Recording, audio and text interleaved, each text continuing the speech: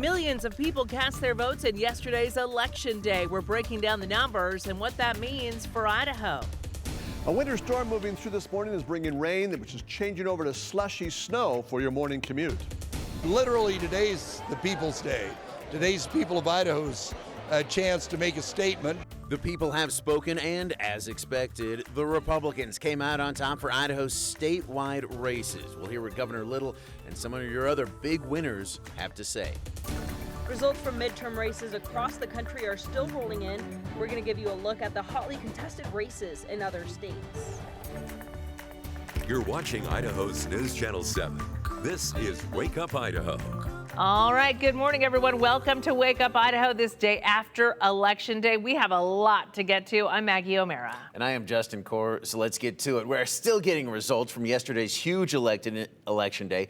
Millions of you hit the polls around the country and, of course, right here in Idaho. KTVB's chief political reporter, Joe Paris, he's been up all night. Yes, you saw him last night. You're going to see him this morning. He is live in studio with us to break down the results. We'll get to him in just a minute. But first, we have to check in on that weather because we are getting that rain-snow mix and snow in some areas. So, Jim, tell us what's going on out there.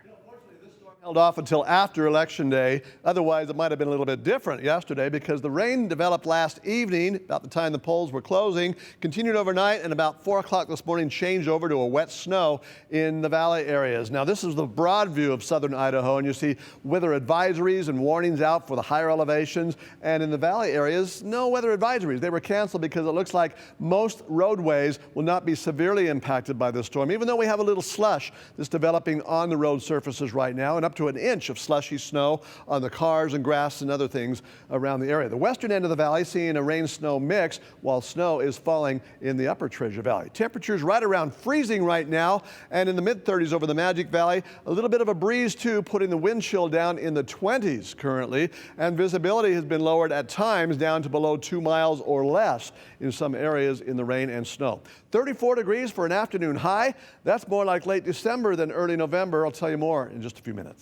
Jim, all right, thank you. Now back to our top story. Yesterday was Election Day. Results have been coming in just all night long. And Joe Paris in studio with us this morning to break down the results. Joe, take it away. Tell us what you know. Well, we know that Republicans had a lot of success in the state of Idaho last night, as expected. And while majority of races have not been officially called, we do have some numbers and data to indicate who the likely winners are. And we'll start with Idaho's top elected position this morning. Governor Brad Little appears to have really inspired the voters of Idaho because only a minute into the official election results time, the Associated Press was able to declare Brad Little the winner of the governor's race, knocking off Democrat Stephen Haidt and the independent candidate Ammon Bundy. I've seen some questions online about what it looked like in some of Idaho's most populated counties. You can see here in Ada County, Governor Little, a strong 57% of the vote in Idaho's most populated county. And by the way, that's with 100% of the vote counted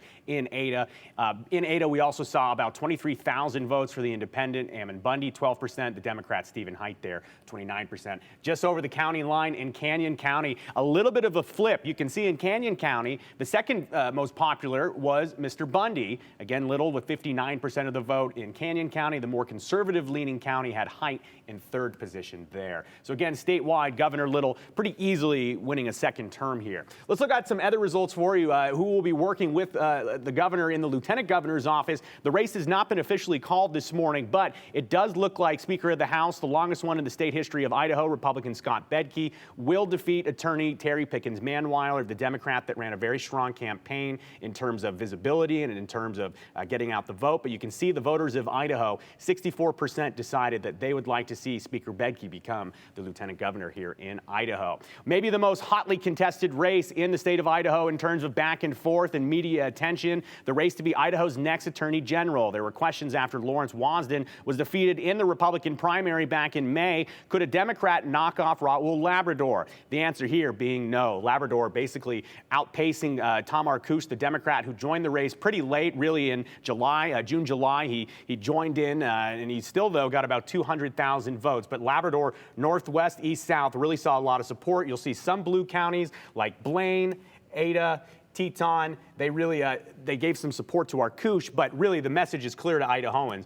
Raul Labrador remains very popular in the state, of course, a former congressman. A few other things we want to get to. Phil McGrain pretty handily going to be the new Secretary of State for the state of Idaho. And let's take a look at this. A constitutional amendment to allow Idaho lawmakers to call themselves back into session. And you can see here with about 10% of the vote left to actually be counted, it looks like this could pass. And again, if you haven't seen our coverage on this, this was a question on your ballot that said, should the Idaho legislature gain the ability to call themselves into a special session? Under current Idaho law, not counting this vote, only the governor can actually call the legislature back after they sine die or formally adjourn for the year. This is a controversial discussion on should lawmakers have the ability, like the governor, to call themselves back to talk about things. It looks like so far Idahoans, 51-49, say yes, we want lawmakers to be able to discuss what they want without permission from the governor. Again, though, there's still about 10% of the votes to come in. I haven't been able to really crunch the data to figure out if this is one that we could call, but it is getting very close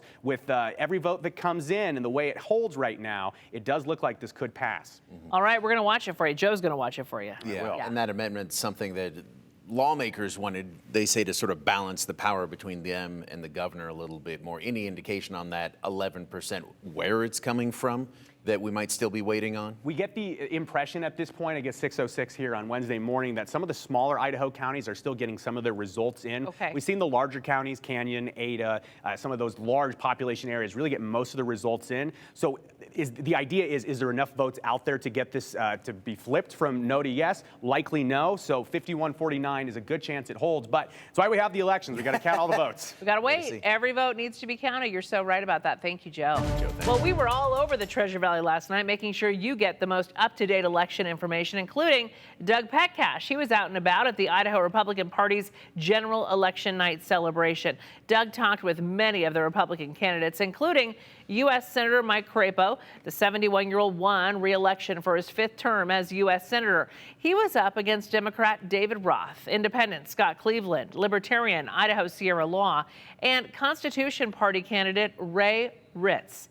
Crapo told Doug he believes America and our system of government is under attack. He said he's committed to fighting in Washington, D.C.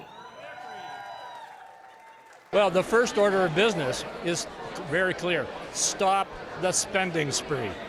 We are going to stop blowing this economy out and pushing the inflation that is hurting every single American in every walk of life. And this is interesting if you're new to the area. Idaho has not elected a Democratic senator since 1974.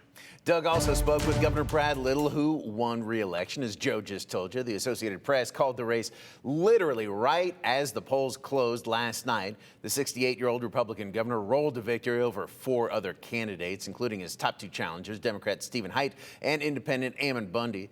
Doug asked the governor about a potential Republican sweep for the statewide elections, which we will likely see now if these numbers hold. Little said yesterday was the People's Day, and he's glad they supported him and the Republican Party.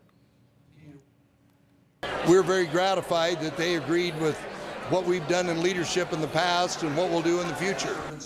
Little said education and specifically literacy will continue to be one of his top priorities when his new term begins. He hopes to see some of the surplus money approved for education go there, as well to teacher compensation and also career technical education. And on to the race for Attorney General. Raul Labrador leading by more than 20% of the votes against Democrat candidate Tom Arcouche. Our Doug Petcash also talked with Labrador as the GOP party to hear what his plans are for the position. I'm here with former Congressman Raul Labrador, the Republican candidate, of course, for Attorney General. And Congressman, first of all, as the night went along, your lead grew and grew. How do you feel about the way the race has gone tonight? Because as I'm speaking with you, it hasn't been called yet. Yeah, I think it should be called. I think if you look at the race, you're going to start going up north, and the gap is going to widen more and more. And, you know, we know this state pretty well, and we knew that early on we were going to be behind because it's the early votes in Ada County where it's all the Democrats that are voting. But after that, the people of Idaho are very excited about what I'm going to do the next 4 years. Now, let's talk about that. Yeah. So what is your first order of business Just saying, if you win this race tonight. Well, when I win this race tonight, the first thing we're going to do is we're going to sit down with all the staff and all the people that are working at the Attorney General's office and determine who's going to stay, who's going to go, who wants to work for me, and who understands what the vision is that I've been talking about for the last year, which is that we need to represent the people of Idaho, not the bureaucracy in Idaho. Let's talk a little bit about that philosophy, though. What do you mean by representing the people of Idaho? Because you have talked about working closely with Republican conservative lawmakers that you agree with to help them with legislation. You guys have always misconstrued that. It was on your website. Yeah, but I said that I'm excited to work with conservative legislators, but I'm excited to work. I consider the vast majority of the legislators in Idaho to be conservative. And I consider, in fact, if you look at my opponent's campaign, he's been calling the majority of Idahoans extremists because he doesn't like the laws that are passed by the legislature. If a law is passed by the legislature, it's passed by the majority of the legislature, which means that it's supported by at least half of the people of Idaho. So I'm excited to work with all the legislators in there, to work with even Republicans and Democrats. I have a pretty good track record working with Democrats in Washington, D.C. I had a lot of bipartisan legislation that I co-sponsored. So I don't think anyone's going to have a hard time working with me. Well, Congressman, and looking like future Attorney General of the state of Idaho, congratulations on a hard-fought campaign. Oh, it's been a great year. Thank you very much. Congressman. We and I'm will... Doug Petcash reporting from the Idaho GOP headquarters here in downtown Boise. All right, thank you so much, Doug. And we, of course, will continue to update you on election results and break down some of the top races for you as the morning goes on. But right now, let's check in with Jim Duthie. First, though, look at some amazing photos of the lunar eclipse yesterday from Lee Roby. Wow. This was the last total lunar eclipse until 2025. A gorgeous view of that lunar eclipse, Jim. Yeah, gratefully we were able to see it, because if this storm had come in Exactly. 24 hours earlier, we would have missed the whole thing. And the clouds did roll in yesterday afternoon and evening, and the rain began late last evening, continued overnight, and has changed over to a wet snow, as you can see in the lights along the connector. Traffic moving along slowly, but moving along steadily. Watch for that. Allow extra time for your commute. Get out early and head in, because we are seeing snow coming down around the valley. However, most roadways are just wet. I just stepped outside and looked, though, in our parking lot and the sidewalks. A little slush is building up on the asphalt and on the cement. Cars are covered. Plants are covered as well. So up to an inch of slushy snow throughout the morning. And so far, about 3/10 of an inch of water coming down since midnight. Before that, almost as much, so well over a ½ inch of water for the Treasure Valley since it began last evening. And we'll see that rain-snow mix continuing in the lowest elevations as a deep low-pressure trough moves eastward. It's kind of a closed low-pressure system. Brought heavy rain and heavy mountain snow to California, up to 5 feet in the last 2 days in the Sierra Nevada. And as it tracks across Idaho, we'll see those bands of snow continuing. Mountain areas from 2 to 6 inches in the mountain valleys, 6 to 10 inches or more in the higher mountain areas. And that's why we have winter storm warnings and advisories out for the higher elevations. While in the valleys, they were allowed to be lifted because it looked like we aren't going to see that much snow impacting traffic this morning in the valleys. But it will slow us down a little bit. Backcountry travel and outbound areas might be seeing a little bit of a slowdown because of traffic with the winter conditions today. All snow across the Treasure Valley right now, though, so watch for that. And a little bit of snow mixing with the rain now over in the Magic Valley that will continue through the morning as well. Futurecast indicating that as this storm system pulls on eastward throughout the day and into tonight, we'll see clearing taking place by late afternoon and evening and spreading eastward very quickly when cold air settles in, and inversions will strengthen, and we'll be looking at areas of fog for the next few mornings, possibly lasting through the daytime. And that will also result in very cold conditions for us. So for the Magic Valley, temperatures only up into the mid-30s today. Rain and snow through the afternoon. Mountain areas, periods of snow, and in the low to mid-30s. McCall, 2 to 6 inches of snow today. And for the western and central Treasure Valley areas, mid-30s, 37 this afternoon in Boise as it starts to ease up. Clearing up tonight, temperatures in the teens for the next several mornings into early next week. Daytime highs only in the low to mid-30s with areas of fog as inversions strengthen, almost like a December, January type of a pattern instead of early November. Oh, Jim, thank you. We'll brace for all that. Results from other races from across the country still trickling in this morning. We'll show you who's won big and who's still waiting on those results. Also, our neighbors in Oregon are getting a new governor, and it's down to the Democrat and the Republican after the unaffiliated candidate conceded last night. Stay tuned for that, too. It's 6:14, actually 6:15. Just turned over 32 degrees, and we will be right back.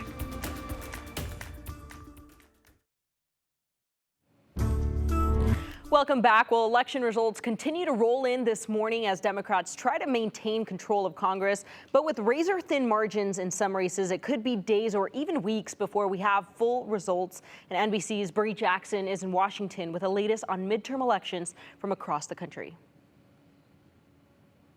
Control of the House and Senate remains up in the air this morning as both parties pick up crucial wins. In Pennsylvania, voters elected Democrat John Fetterman to fill the seat of a retiring Republican. I'll be the next U.S. Senator from Pennsylvania. It was a big night for Democrats in the Keystone State as Josh Shapiro won his bid for governor. Truth won right here in the Commonwealth of Pennsylvania. In a neighboring state, Ohio, Trump-backed Republican J.D. Vance won a highly competitive race. We've had a good night in the Ohio Republican Party, haven't we? Wow. Although it was not the red wave that some predicted this midterm, Democrats outperformed during an election cycle that historically does not favor the party in power. In the House, Virginia's Abigail Spanberger retained her seat in a race widely considered a litmus test for how Democrats would fare in swing districts. We must recommit ourselves to the cause of our country. With votes still being counted, Republicans believe they'll secure enough seats to flip control of the House. We will be in the majority, and Nancy Pelosi will be in the minority. Some races are too close to call. In Georgia, incumbent Governor Brian Kemp emerged victorious. It looks like the reports of my political death have been greatly exaggerated. But the battle for Georgia's U.S. Senate seat remains in the balance. We are not sure if this journey is over. Just hang in there a little bit longer. As does the balance of power in Washington. In Washington, Bree Jackson for NBC News.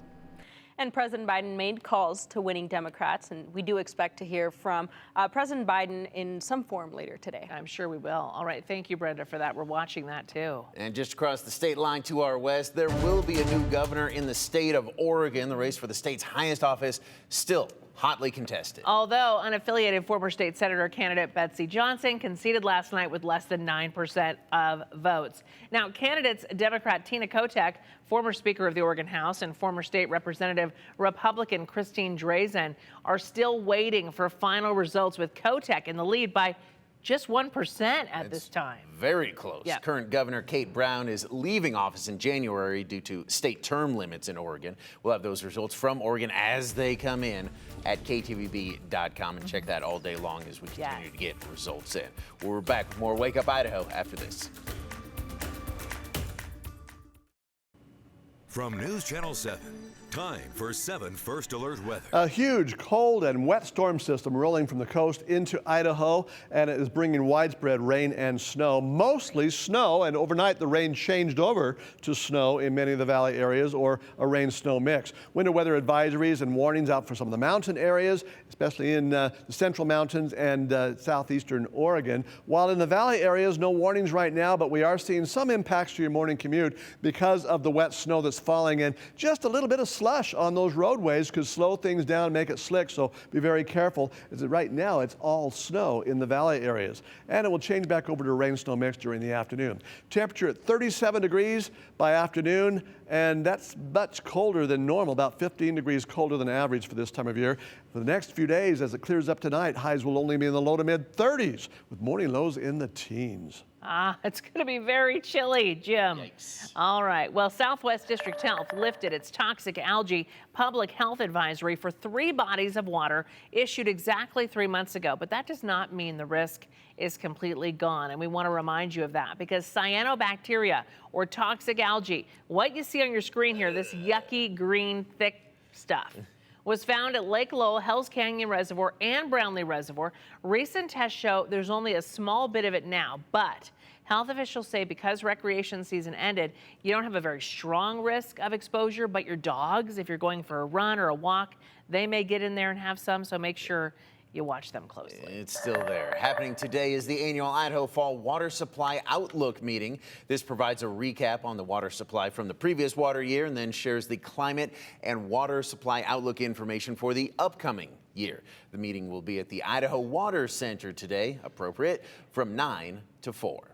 The Give Cold Feet the Boot campaign is back for another year, and this is really a special campaign. Optum Idaho is leading the charge, getting some help from D&B Supply, North 40 Outfitters, and Cal Ranch to give students at 10 Idaho elementary schools across the state a free pair of warm winter boots and socks to go with them. The schools are selected by the Idaho Department of Education. Today's schools are Park Intermediate and Pioneer Elementary in Weiser, and we all know how expensive snow boots are, so this is a wonderful thing for these families. Every kid in those schools is going to get a free pair of warm snow boots. Yeah, every kid. So kids aren't like singled out like, oh, you need these boots. Every kid's getting those. Perfect day for it. Absolutely. Couldn't come at a better time. The Powerball jackpot finally drew a winning ticket. We'll tell you where that winning ticket was purchased coming up. Here's a hint. It wasn't you or me or Jim Duthie because we're all here today. And still to come, we're going to keep bringing you results on the Idaho state elections and a breakdown of some of the top races in the state. We have our Joe Paris in this morning with that. Stay tuned. All right, everyone, time to see what is brewing this morning. It's that time of year where you may be looking for gifts. And what's better than a great book? The Garden City Library hosting 2 book sales to help with your holiday gift list. The first one November 14th through the 16th from 10 a.m. to 4:30. They'll also have their first ever online auction from November 10th through the 13th. The last Garden City Library book sale raised $27,000. A great way to buy affordable gifts and do something great for the library, too. That's got to be a lot of books. That is fantastic. What is $27,000 worth of books? A lot. Squeezing all those books on a shelf probably would look like us this morning on this couch. Hey, we all fit. We all fit. No one's falling off. We fit. We look great here. Hey, here's something very appropriate for the storm this morning. For our mountain communities, there's a way for you to get involved with making forecasts better. I always appreciate that. There's a new website called Mountain Rain or Snow. And scientists are asking you to help accurately identify what kind of precipitation is falling from the sky. Radar can't always tell us. It doesn't cover everything. Winter precipitation is especially difficult to identify in the higher elevations because it can vary a lot over a short distance and observation sites are far and few between. So if you're interested, you can head to rainorsnow.org and help us out. All right. Cool. Well, you can go see the City of Nampa's Christmas tree right now. Get out of the way. I'm trying. Just push him off. Just push him off. It's fine. Well, crews put it up on Monday, and the tree lighting ceremony is at the end of the month on November 26th. There's going to be free carriage rides and hot chocolate. I repeat, hot chocolate. I love it. And angel tree tags will be on the tree for people to take and support a child or family in need. I love how they do that on the Christmas tree. So take one of those tags if you can and bless a child this season. That's amazing. Beautiful tree. Well, the future is looking bright for Albertson Stadium. Get it? You don't yet, but you will. BSU Athletic Director Jeremiah Dickey announced the athletic department received an anonymous $750,000 donation to support the stadium's infrastructure and maintenance. We expect the gift to be put toward new LED lights. Now you get it. We'll know more about the project in the months to come. What a great gift. Thanks to Joe for making that huge donation. That's a big chunk of cash, Joe. When you fall on the blue, it'll be lit better. That's only happened every time been played on this to show? It's only happened 3 or 4 times. Yeah. All right, long story short here, the jackpot that everybody was chasing, the $2 billion, spoiler, you didn't win it unless, well, you were the winner, but the winner wasn't in Idaho here. Oh no, the jackpot winner was actually in California, and they're gonna take about, I think, $700 million after all the taxes are paid out there, which is unbelievable. But you know, I wouldn't turn down $600 million. Pretty exciting though, this was actually the largest jackpot in the history of the game, and it's after 40 drawings. They had no winners. Of course, there was also that kerfuffle on Monday night with a security issue in California. Yes. So a lot of us woke up on Tuesday. Did we win? I don't know. And then we found out there was a malfunction. There was. It was so weird. I hope nobody threw their ticket away, but somebody won. Yeah. And it still hasn't been claimed yet, so don't throw away your tickets yet. Yeah, and there are smaller prizes, so check. I did win $4 on Saturday. Whoa, don't break the bank there, man. I don't want to brag. I don't want to brag. Next donation to Boise State. 1, 2, 3, 4. $4. Will they take it if it's that measly? $4. An anonymous $4 donation. Back with more Wake Up Idaho after this. You're watching Idaho's News Channel 7. This is Wake Up Idaho. All right, everybody, 6:34, and it is cold this morning. We're down to freezing temperatures. We're also getting rain, snow mix out there. Be careful. A traffic alert for you. There's been a crash at I-84 East and Cole that is blocking the right shoulder. There's also a broken down vehicle on I-84 East and 10 Mile, and it's blocking the right shoulder. So we are seeing issues out there already. Please give yourself extra time to get to where you're going this morning. Yeah, take it easy out there. Big question, will all this continue? Let's see. Meteorologist Jim Duthie, how's it looking? Well, fortunately, even though there's a lot of stuff coming down, it's not really sticking to the roads that much, even though there is a little bit of slush on the pavement. So just allow extra time and take it easy. And hopefully we won't have too many mishaps today. But a large storm spreading lots of rain and snow across the area, which in most places has turned over to all snow, even in the valley areas. Magic Valley is still seeing a rain-snow mix in some spots, and winter weather advisories and warnings out for the mountain areas. Here in the Treasure Valley, all snow, a very wet, slushy snow, up to an inch on the grass and on cars, and just a little bit of slush on the pavement and sidewalks this morning. And this will continue for a while, even though it seems to be letting up just a little bit. Temperatures are still hovering near freezing right now, 32 degrees in Boise, and we'll see those winds keeping the wind chills only in the 20s through the morning.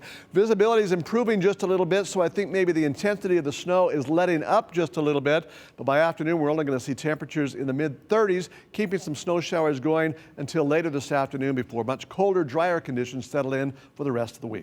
All right, Jim, thank you. Well, here are 3 things you need to know from the election last night. Idaho Republican Mike Crapo was reelected as U.S. Senator. This will be the 71-year-old's 5th term in office. He faced 4 other candidates, but the race was called very early in the night by the Associated Press. Idaho has not elected a Democratic senator in 48 years. Incumbent Brad Little also won early in the night. The Associated Press announced the governor's win 1 minute after polls closed up north. The 68-year-old Republican governor was up against 4 other candidates, but he easily defeated his top 2 challengers and the other 2 as well, Democratic candidate Stephen Haidt and independent candidate Eamon Bundy. And Republican Scott Bedke is ahead in the Idaho lieutenant governor race. Right now, he's taking on Democratic candidate Terry Pickens Manweiler and Constitution candidate pro-life, formerly known as Marvin Richardson. So we are watching all of this morning for you as we continue to get precincts coming in. Yeah, and as you can tell from the numbers there, just a huge turnout yesterday at the polls. Numbers really have been coming in all night. And so if you're just tuning in, our chief political reporter, Joe Paris, he is with us this morning right here in the studio to break down what we know so far and what we're still waiting on. So, Joe, fill us in. Yeah, and to be very clear to everyone at home, we are still waiting for votes to come in. And although we have a lot of the data that gives us an idea of who the likely winners are, we are still waiting for the official result. And actually, the official results, we'll call them, those will be certified in the coming weeks. And so that's how they actually formalize the election through a document process. But as Maggie and Justin were just talking about, let's go through some of these races here. You can see Governor Brad Little, he wins a 2nd term here, far and away, knocking off Stephen Haidt and Eamon Bundy there. You can see that 61% of Idahoans say yes, they want Idaho Governor Brad Little to remain the governor. If you take a look across Idaho, though, it is interesting to see how some of these counties break down. We'll take a look right now at Ada County, and this is with 100% reporting. The governor's race, by the way, has been called by the Associated Press. It's one of the few that we'll talk about that has been officially called so far. Little, though, just specifically in Ada County, he had a very strong hold there, almost with 2/3 of the vote at 57%. Stephen Haidt, the Democrat, about 30%, and Eamon Bundy doing pretty well there with 12% in Ada County. If you jump just over the line west to Canyon County, you'll see a flip-flop there between Haidt and Bundy, with Little there remaining right at 59%. Bundy, though, 23%. And one area we were looking at and we were talking about last night is Gem County, which is home to both Eamon Bundy and Brad Little. So we were interested to see in their home county what it would look like. You can see that Bundy did very well in his home county with 30% of the vote there, about 2,300 votes. Little, though, his home county as well, 60% of the vote. The Democrat Stephen Haidt, 8% there in Gem County. But if you look across our map here, you can only see one slight blue section here. That's Blaine County. That's the only left-leaning countywide thing that we saw here in the race. Let's take a look, though, at some other statewide races. We mentioned Scott Bedke leads 64% to 31% over the Democrat Terry Pickens Manweiler. This is with 89% of the vote in this morning. It looks highly likely that Scott Bedke will be the next lieutenant governor. He stepped away as the House Speaker after this current term, so it was interesting to see what happened. He will stay at the State House, though, in the role as lieutenant governor. Over in the race for Attorney General, I know a lot of Idahoans waking up this morning curious what this one is. Raul Labrador looks like he will knock off the Democrat Tom Arkush with 89% reporting. You can see from north to south, east to west, there's a little bit of blue, but for the most part, Idahoans, 2/3 of them, basically say, yes, Raul is our guy. Phil McCrane also, he has a pretty handy victory over the Democrat Sean Keenan, so Idaho will have a new Secretary of State in Mr. McCrane. It also looks like, as we're having some updates here this morning, this amendment to allow the Idaho lawmakers to call themselves back narrowly ahead, yes. So we'll keep an eye on that one with only 89% of the vote. And then the balance of power that we're watching here, the United States Senate and the United States Congress. I'll tell you this, there was a lot of folks that were expecting, again, what's being called a red wave, which would have been the Republican Party flipping enough seats in the United States Congress to effectively give Republicans the control there, which would have set up a very interesting next 2 years with the Democrat president, Joe Biden. It looks like, though, this may not be the case in terms of flipping all of these seats for the Republicans, and there are some disappointed Republican advocates this morning that are waking up and saying that the Republican Party didn't perform the way nationally that they thought it might. Now, there are also some major races that still need to be called, so at the end of the day, the Republicans could still pick up some seats. We are still watching Georgia. We are still watching Arizona. We are still watching Nevada. Those are situations where they are going to likely take days, if not weeks, especially in a place like Georgia, where it's setting up for a possible runoff between Herschel Walker and Raphael Warnock. So it'll be interesting to see what, I guess, the repercussions or the consequences from all of this is in the coming days and weeks as we now turn a page into, I guess, the next cycle, as we now look ahead to the next election, the general election, which will be a presidential. 2024, and we'll see what happens with all that. Oh, boy. Coming out with that this week, probably. Joe, thank you. All right, thanks. Some sad news now. A woman is dead after a car hit her on Chinden Boulevard. Garden City police responded to the crash last night. They say the 78-year-old woman lost some stuff out of the bed of her pickup truck. She stopped the truck while she was driving, walked into the driving lanes to grab it all, and she was hit by a car. And a second car then rear-ended the first car that had hit the woman. Well, we have an update on that runaway 12-year-old girl we told you about yesterday, and this is a happy update. Police say she was found safely, so good news this morning. If you were worried about her, she is safe. Great news there. Those looking for a job in Valley County have a chance to meet with potential employers today. The Idaho Department of Labor is hosting a job fair at the Valley County Emergency Operations Center in Cascade from 2 to 6. Businesses like Brundage Mountain Resort, Cascade School District, Franklin Building Supply, McCall Police Department, and more will be there. So bring your resume and be ready to interview. It is a job seekers market. Well, let's go ahead and take a look at a snowman. You know what? It's the perfect day to do so. This is actually from Annalyn Anderson in Chubbuck. So that's in the eastern part of our state in eastern Idaho. But you know what? I bet you people could scrape up some of that accumulation. Make a tiny snowman this morning, Jim. Yeah, a real slushy snowman. Slush man. Wouldn't last long. Man. Yeah, if they're up in the foothills of the mountains, you can make a big snowman when it's coming down. Take a look at the connector right now just outside our studio as we look toward downtown. This is the Orchard Overpass. Looks like a lot of folks headed out a little early. That's wise because the roads were very wet, standing water, and some slush on roadways. Moving along steadily, slowly.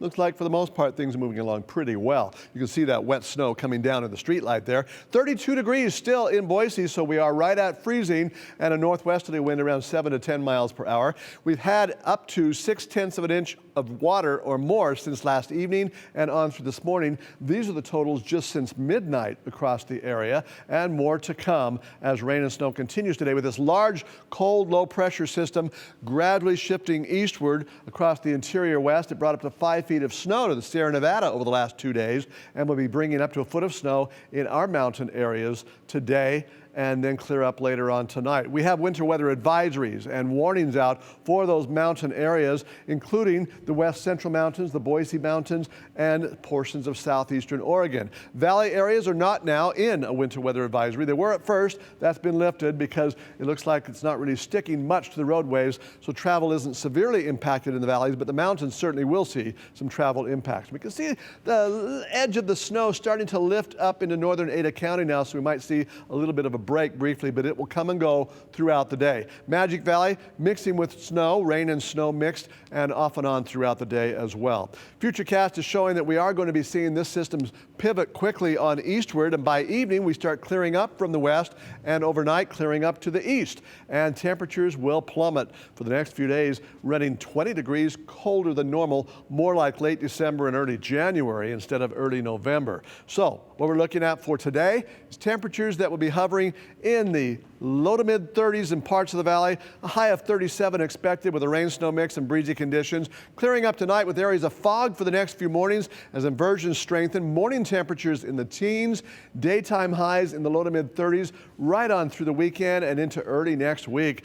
So get ready. This is the kind of thing we complain about in January, not in early November. We'll be back with more on Wake Up Idaho right after this. Let's talk sports. After taking their first loss in 4 games, the Boise State football team is ready to clean some things up and bounce back on Saturday at Nevada. The big emphasis this week, put more pressure on the opposing quarterback with their front 7 to make it easier on the Bronco secondary. You know, a lot of people always see what happens at the catch, right? But they don't understand that it starts with the rush. For us, not getting back to the quarterback like we normally do and putting pressure on him and getting in his face and getting hits on the quarterback, which is one of our goals, was a problem. And so because we couldn't do that, you see the outcome. Maggie? Thank you, Justin. Time now for your good news. This morning, it was a really special day at McCall Fire and EMS. They had some little visitors there. The crew really enjoyed hanging out with all these kids, talking about fire safety, what to do during an emergency, and giving them a full station tour. And the kids loved it too. Very cool over there in McCall. Make-A-Wish Idaho grants special wishes to kids facing serious illness every month. Thanks to your donations, 15 wishes were granted in October, and here's what they included: 4 shopping sprees, 7 wishes to go to Disneyland, 1 wish to go to Hawaii, 1 wish to have a hot tub in the backyard, and 2 wishes to go to the San Diego Zoo. Every month, Make-A-Wish Idaho publishes a newsletter with all the latest news about these wishes and events. And you know what? These wishes are expensive, about $6,000 to $7,000 per wish. So your donations really matter there, making a difference in the lives of these kids and their families. Remember 12-year-old Presley Seal? We told you about her. She won a competition to sing the national anthem at the National Finals Rodeo in Las Vegas. Many of you voted for her and helped her get there. That appearance at NFR is coming up for her in December. She is really excited. And check this out. Caldwell Mayor Jaron Wagner presented her with a special certificate and gift for being chosen for this and making Caldwell so proud. We can't wait to see her sing there in December. That is coming up. Well, after the break, another look at our election results and who is leading the top races across the state. Stay tuned. We'll be right back.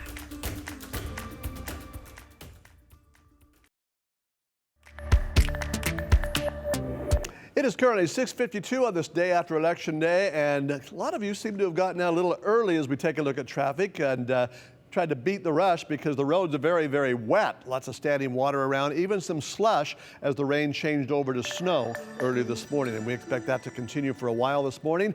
Not really sticking too much to the roads, just a little layer of slush out there. 32 degrees though across the valley. And temperatures have been mainly in the 30s throughout the valley areas, with up to 6/10 of an inch of water coming down as this big storm moves on through the area today. And it will continue to produce snow in the valleys and in the mountain areas, although a rain-snow mix in some of the valley areas, over in the Magic Valley, for example, while here in the Treasure Valley, we have all snow going on right now, but not really sticking as much to the roadways as it is on cars and grass and so forth.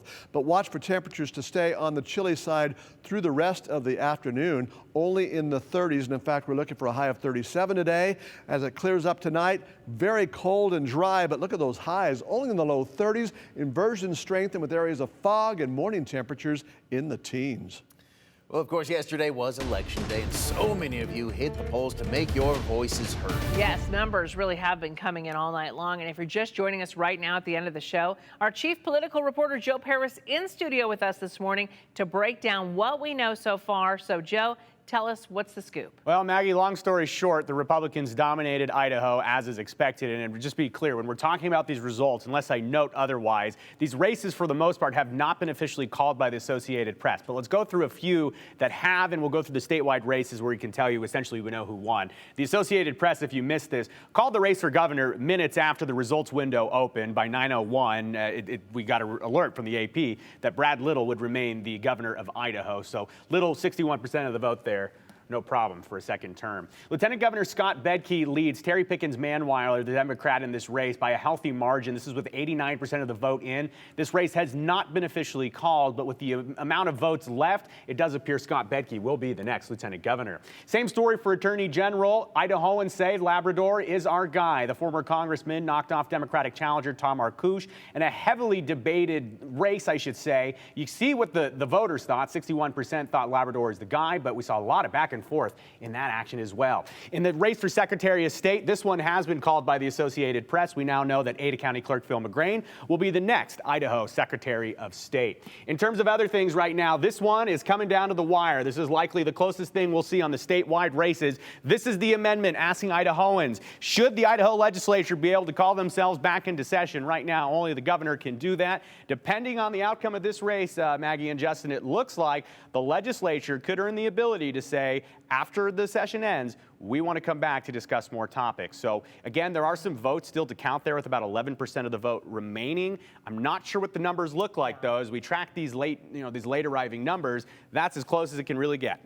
It really is. So we're going to keep our eyes on that today. Joe's going to be working a little bit longer, and then he's going to go get some sleep because, yes, he was here last night as well. Nap time. Thank you, Joe. No, thank you. Keep checking KTVB.com for the latest results on that and the races in your district. We're back with more Wake Up Idaho after this. 2 minutes before 7 o'clock on this Wednesday morning, and as expected, some slowdowns and mishaps on the roadways. Traffic alerts for you. There's been a crash at exit 53 on Vista Avenue, blocking the right shoulder, and a crash at I-84 West at Roosevelt Road, blocking the right shoulder, and also a crash at I-84 Meridian and the Meridian northbound ramp, also blocking the right shoulder. You can see that backup in the upper left here. Slow traffic at Meridian and I-84. So drive safely, drive carefully and slowly. We have snow coming down, but it is letting up a little bit, and it's a very wet, slushy snow. Some of the roadways are just wet. Some have a little bit of slush on them. Watch for that. Other areas see a rain-snow mix in the Magic Valley and moderate to heavy snow in some of the mountain areas. It's all snow in the Treasure Valley, but starting to let up a little bit from the south as it eases up temporarily, but rain and snow will continue throughout the afternoon, with temperatures staying in the mid to upper 30s. And looking on into the rest of the week, this storm does pull out later on tonight. Mountain areas picking up anywhere from 6 to 12 inches of snow at higher elevations, but here in the valley, it's going to turn cold and foggy for the next few mornings as inversions strengthen, with highs in the low 30s and lows in the teens. All right, here are some of the things you need to know about the election. Idaho Republican Mike Crapo was reelected as U.S. Senator. This will be the 71-year-old's fifth term. He faced four other candidates, but the race was called very early in the night by the Associated Press. And this is interesting. Idaho has not elected a Democratic senator in 48 years. Incumbent Brad Little also won early in the night. The Associated Press announced the governor's win 1 minute after the polls closed up north. The 68-year-old Republican governor was up against four other candidates, defeating them pretty easily, though. And in the race for Idaho, Secretary of State Republican Phil McGrain officially announced the winner. Now he beat out Democrat Sean Keenan. Thank you for watching Wake Up Idaho. All of your results as they continue to come in are live right now on KTVB.com.